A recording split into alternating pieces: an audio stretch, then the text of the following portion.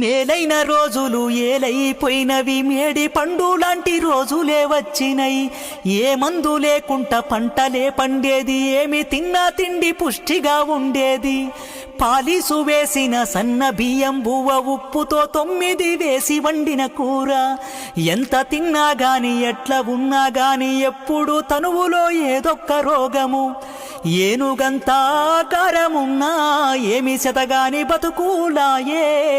తాత ముత్తాతల నాటి బలము వినరాధాయ గంభీర స్వరము.